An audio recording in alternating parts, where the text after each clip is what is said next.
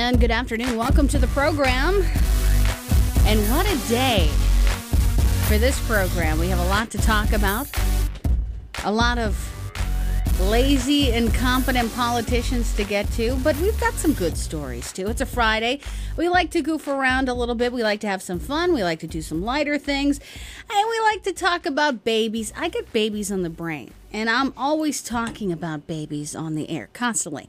Probably because I have one in front of me all the time, and I can't avoid him. 24 hours a day. He's always on my mind. But babies are important, I think, to everybody in the Commonwealth because they're a wonderful way to make people, and we want to keep those people as safe as possible. And to start off the program today, we're going to talk a little bit about babies and keeping babies safe through the Massachusetts Baby Safe Haven Law.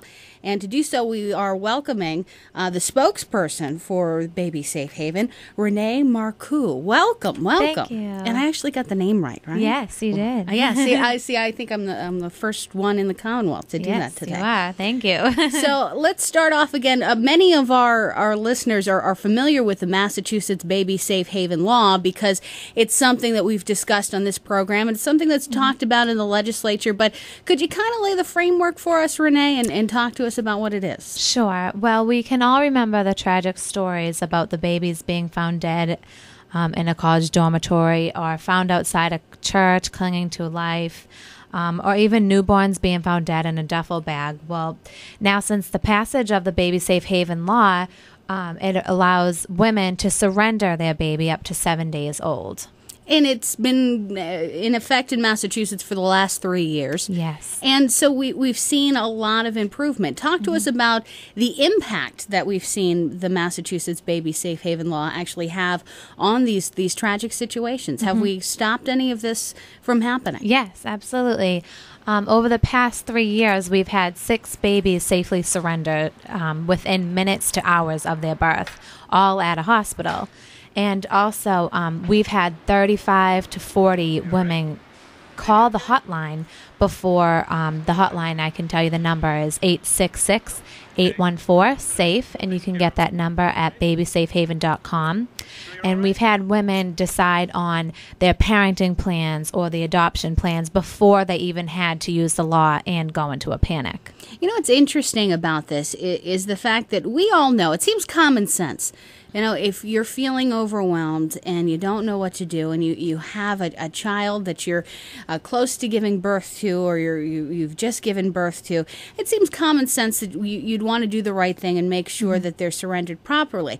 But what's been interesting, at least for me, is the immense emotion that I'm finding that pregnant women go through, where it seems like this is the most important thing that's ever happened in the world. There's all of these consequences.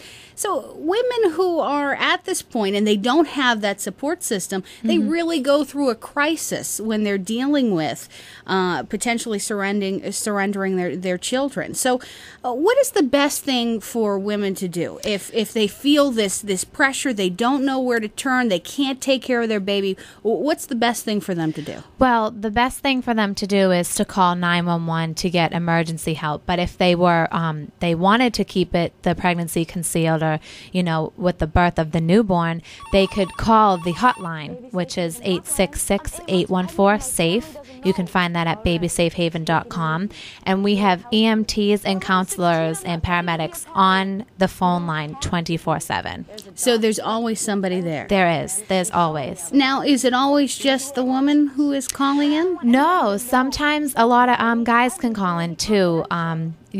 Guys do talk to girls, so we like for the guys to know about the hotline as well, in case one of their friend, it happens to them and they just don't know where to turn. It's nice for the guy to know as well. Well, let's talk a little bit about you. You are a gorgeous young lady, which you don't get to see on radio, but obviously, and Renee, you're a recording artist. I am. You were just at the MTV Video Music Awards, so a big star. And what has drawn you to this particular cause? Why have you decided to get involved? Well, when I was in high school, I started learning about the cause. I'm only 19 now, so I graduated in 2006 from Wilmington High School in Massachusetts.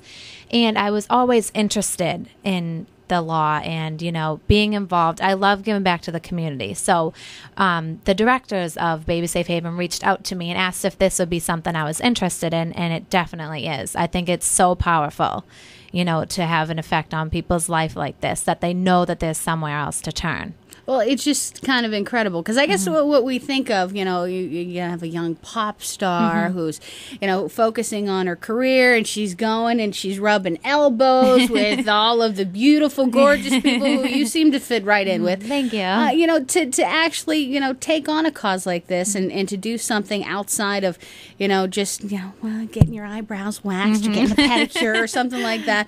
But you've really wanted to embrace this, and you're obviously garnering a lot of attention to the cause and helping these folks out quite a bit. Yes, I think it's important. I'd like to be looked up to as a role model, and inspire people anyways. So if they know that there's something like this out there, I know that a lot of people will take this information in, and if they need it in their life, they can have it. So excellent. Now, you have a record that's coming out, or where are you in terms of your career right now? I do. I'm actually shopping around my demo for a record deal for mass production, international. I want to be an international singer, so I want to travel the world. But right now I'm working with a couple producers from Boston. I went to LA a couple months ago and spent some time there, networking and meeting more people in the industry. And it's been such a great experience. I'm so thankful for it every day. So what's your music like? Well, it's a pop R&B sound. You can kind of compare it to Etta James, Christina Aguilera,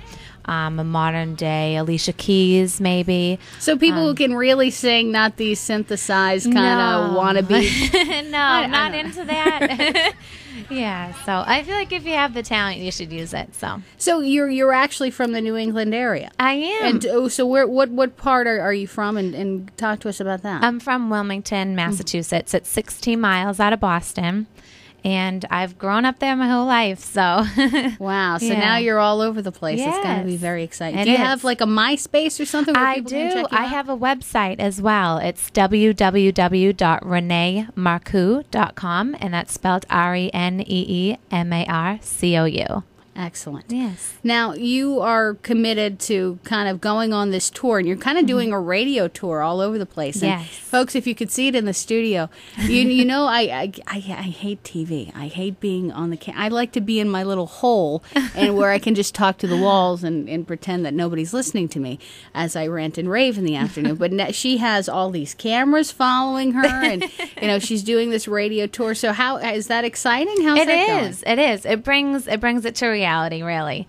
When I started at 15 years old, I recorded my first demo, and I knew that I wanted to do things like this. I knew I wanted to reach out to people through my music, and just to see it happening is a blessing. Absolutely. So if you become this international recording star and you're doing the big arenas, are you still going to be an advocate for the Baby Safe Haven? Yes, I would love to. Excellent. I think it's important to give back. So one more time, let's make sure that we get the information out there. The 1-800 number is? Yes, it's 866-814-SAFE, and the website is www.babysafehaven.com. And this has been 3 years in the making. Yes. Very successful. Yes, very successful. And we're seeing this actually spread to other states as well, because you're actually the spokesman for all of New England. So we're seeing this kind of branch out to different places.